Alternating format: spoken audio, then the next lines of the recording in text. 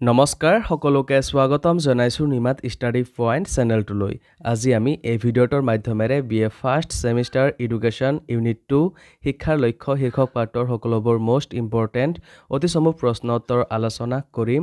আজিৰ এই ভিডিঅ'টোত আমি যিবোৰ প্ৰশ্ন উত্তৰ আলোচনা কৰিম এইবোৰ প্ৰশ্ন উত্তৰ তোমালোকৰ এক্সামত প্ৰায়ে আহি থাকে, সো ভিডিঅ'টো প্লিজ শেষলৈকে চাবা।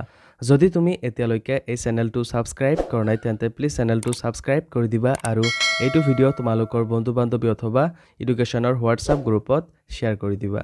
মৰমৰ ছাত্ৰ-ছাত্ৰীসকল, এইটো ভিডিঅ'ৰ ডেছক্ৰিপশ্যনত BA ফাৰ্ষ্ট ছেমিষ্টাৰ এডুকেশ্যনৰ সকলো ইউনিটৰ ভিডিঅ'ৰ প্লেলিষ্টৰ লিংক দিয়া আছে, তাত ক্লিক কৰি তোমালোকে সকলো ইউনিটৰ ভিডিঅ'বোৰ চাই ল'বা। ব'লা তেন্তে বেছি পলম নকৰি আজিৰ ভিডিঅ'টো আমি আৰম্ভ কৰোঁ। অতি চমু প্ৰশ্ন উত্তৰ। 1 নম্বৰ প্ৰশ্ন, শিক্ষাৰ ব্যক্তিতান্ত্ৰিক লক্ষ্যৰ এটা দুৰ্বলতা লিখা।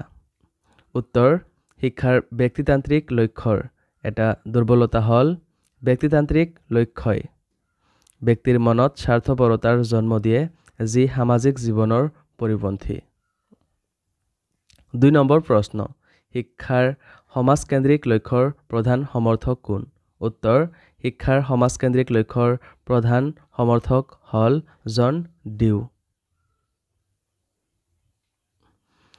3 নম্বৰ প্ৰশ্ন, গণতান্ত্ৰিক আৰু বৈজ্ঞানিক পৰিৱেশত প্ৰত্যেক ব্যক্তিয়ে যাতে নিজৰ পৰিৱেশৰ সৈতে সুস্থ সমাযোজন ঘটাব পাৰে আৰু নিজৰ সম্ভাৱনীয়তাখিনিৰ পূৰ্ণ বিকাশ কৰিব পাৰে, তাৰ বাবে শিক্ষাই বিশেষভাৱে গুৰুত্ব আৰোপ কৰিব লাগে। মন্তব্যটো কোনে কৰিছিল? উত্তৰ, জন ডিউৱে কৰিছিল। মৰমৰ ছাত্ৰ-ছাত্ৰীসকল, ভিডিঅ'টো আগবঢ়োৱাৰ আগতে এটা সুখবৰ তোমালোকৰ বাবে। আমি অতি কম মূল্যত মাত্ৰ 49 টকাত BA first semester education complete question answer guide প্ৰস্তুত কৰিছোঁ, য'ত প্ৰতিটো ইউনিটৰ A to Z প্ৰশ্ন উত্তৰসমূহ বিশদভাৱে আলোচনা কৰা হৈছে, যিবোৰ প্ৰশ্ন উত্তৰ পঢ়িলে তোমালোকৰ পৰীক্ষাত 100% কমন পৰাটো নিশ্চিত। যোৱা বছৰ প্ৰায় 5,000ৰো অধিক ছাত্ৰ-ছাত্ৰীয়ে এই ই-বুকটো কিনিছিল আৰু তেওঁলোকে পৰীক্ষাত ভাল ফলাফল দেখুৱাবলৈ সক্ষম হৈছিল।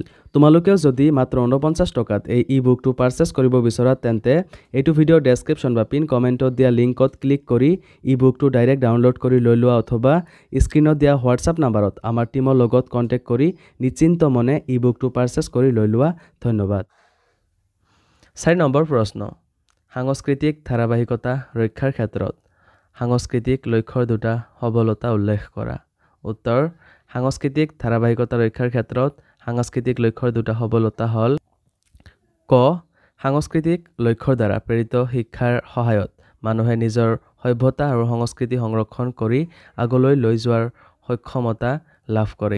ইয়াৰ ফলত সমাজৰ সাংস্কৃতিক পৰম্পৰা সুৰক্ষিত থাকে আৰু জাতি সমাজৰ ধাৰাবাহিকতা বজাই থাকে।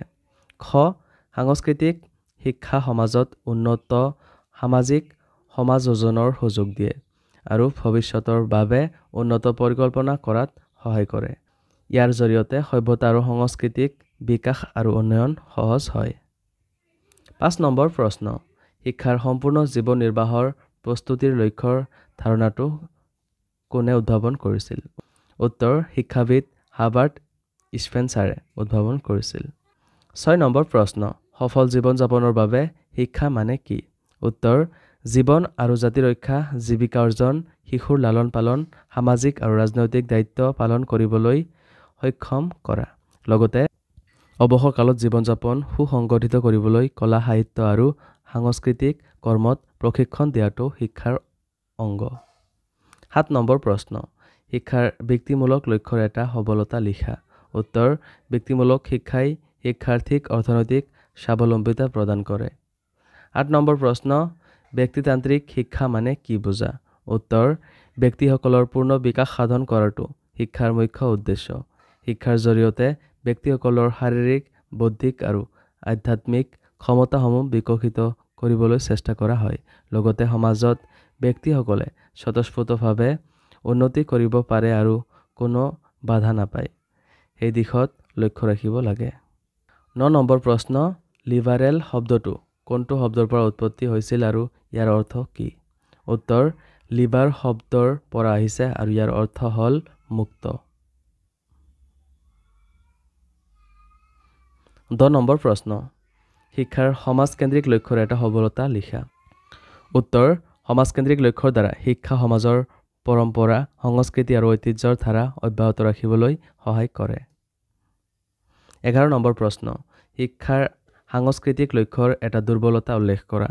উত্তৰ, শিক্ষাৰ সাংস্কৃতিক লক্ষ্যই ব্যক্তিৰ অৰ্থনৈতিক স্বাৱলম্বিতাৰ বাবে প্ৰয়োজনীয় বিত্তীয় শিক্ষাক উপেক্ষা কৰে।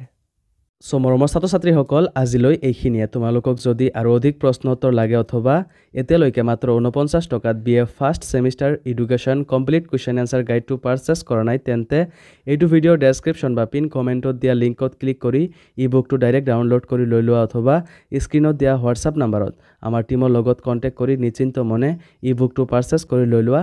ধন্যবাদ।